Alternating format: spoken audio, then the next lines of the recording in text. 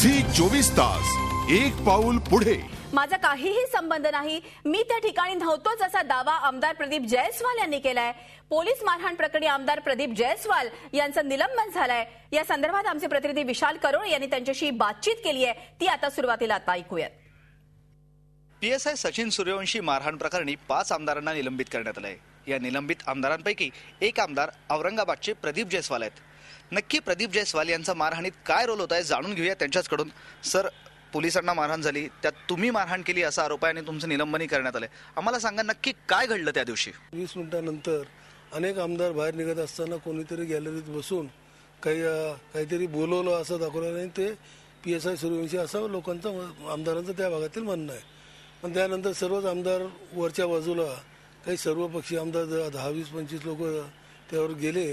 पण ज्यावेळेस त्या ठिकाणी स्पॉटवर आम्ही गेले असताना त्या ठिकाणी कोणीच दिसलं नाही। मला पीएसआय सूर्यवंशी हे स्वतः सिक्युरिटी गार्डच्या कॅबिनमध्ये त्या जिन्याच्या बाजूला बसलेले होते आणि त्यावेळेस त्यांना बसून पाहिल्यानंतर परत बेल वाजल्यानंतर आम्ही आमच्या हाऊसला परत या ठिकाणी आलेलो।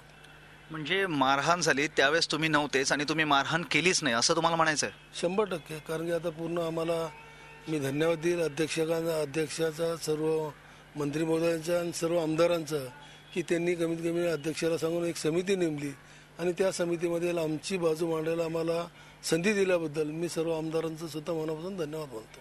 तुम्ही म्हणताय तुम्ही काहीच केलं नाही, पण तरी सुद्धा तुमचं निलंबन झालंय, अन्यायकारक नाही?